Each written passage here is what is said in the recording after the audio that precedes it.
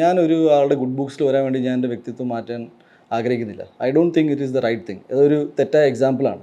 നമ്മൾ പുസ്തകങ്ങളിൽ മാത്രമാണ് പറയുന്നത് അനീതിക്കെതിരെ സംസാരിക്കൂ, പോരാടൂ, അങ്ങനെയൊക്കെ പറയുന്നത്. ഈ വാക്ക് ദ ടോക്ക് എന്നൊരു സംഭവമുണ്ട്. ദാറ്റ് ഈസ് ഒരു കാര്യം തെറ്റാണെങ്കിൽ അത് ചൂണ്ടിക്കാണിക്കാനുള്ള ആംബിയർ എനിക്കുണ്ട്.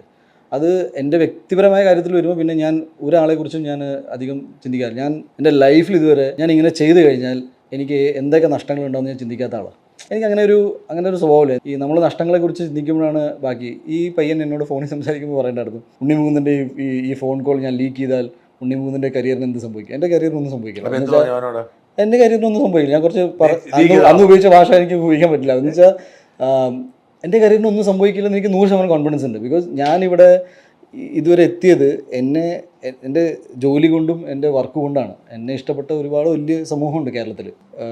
ഇങ്ങനത്തെ ഈ ഇഷ്യൂ നടന്നിട്ടുണ്ടെന്ന് പോലും അറിയാത്ത ഒരു വലിയ സമൂഹം ഇപ്പോഴും കേരളത്തിലുണ്ട്.